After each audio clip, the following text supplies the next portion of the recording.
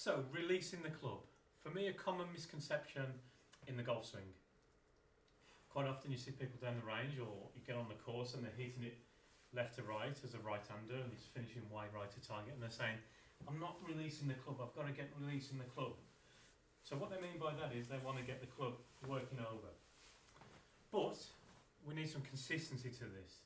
And if we were to release the club in a manner that uses the hands, and we get the club swinging and releasing, but the right hand works over the left, and that club face gets really closed, as you see through here, because I've over-released it. You see how the club face points down towards the ground. So that's going to deal off the shots for you. It's going to give you a very inconsistent shot pattern as you're coming in because you're releasing it. You're going to get the club closing at a rate that's uncontrollable. And more often than not, you're probably going to overdo it and get it going the opposite way, too far left. So how can we control the club for consistency? We want to see a straighter ball flight, and we want to see a ball that starts on line, and we want the consistency to it. So the release is going to come from a body release. So what I mean by that is it's going to be a turn of the body matched with the arms to control the club face.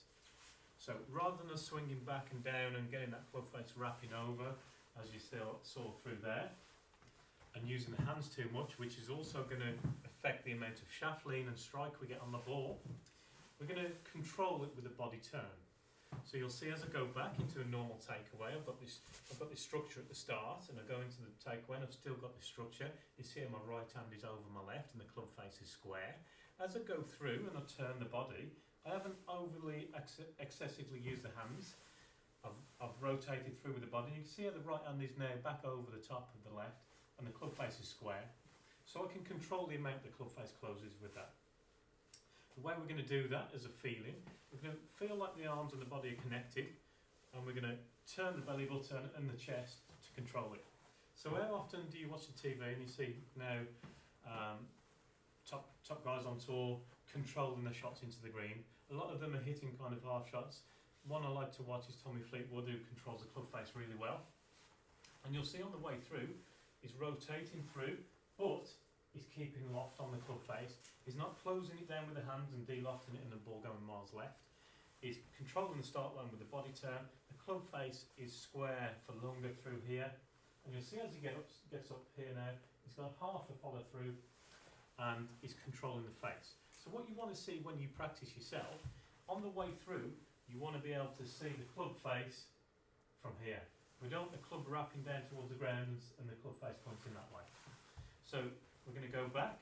You can start off with a half swing, and we're going to control the face on the way through. And you can see here I've started it slightly right to target, but I've controlled the club face good enough, and you can see how the club face was showing from behind. So releasing the club is important.